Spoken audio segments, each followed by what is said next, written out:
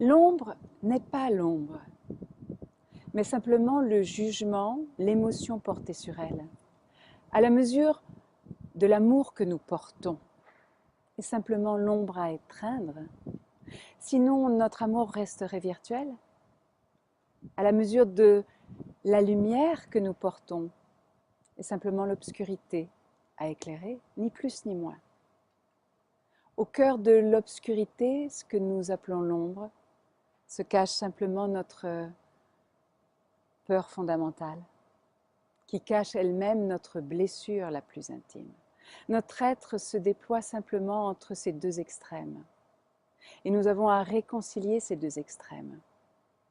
Nous avons à étreindre l'ombre au cœur de notre obscurité, sans la juger, simplement l'étreindre de tout notre amour, de toute notre lumière.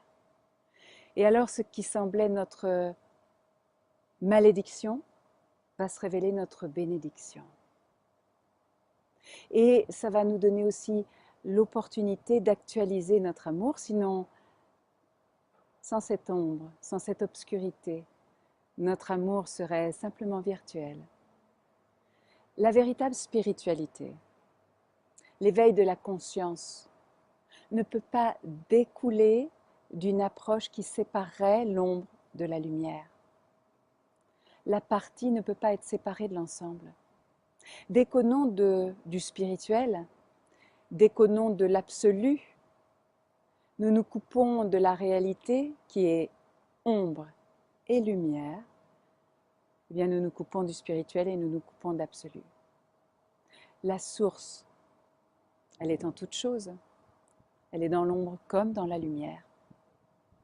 L'ombre aussi a sa finalité. Elle nous révèle ce que nous y cachons, tout simplement comme la chambre noire d'un photographe. Et aussi, il est illusoire de vouloir guérir l'ombre, car elle n'existe pas en tant que telle, elle existe parce que nous la percevons comme telle. Ce que nous voyons dépend complètement de ce que nous choisissons d'en voir. Le co-créateur en nous reproduit ce qu'il conçoit de l'univers. L'ombre n'existe pas en tant que telle. Nous la percevons comme telle. Le co-créateur reproduit ce qu'il conçoit de l'univers. C'est très important.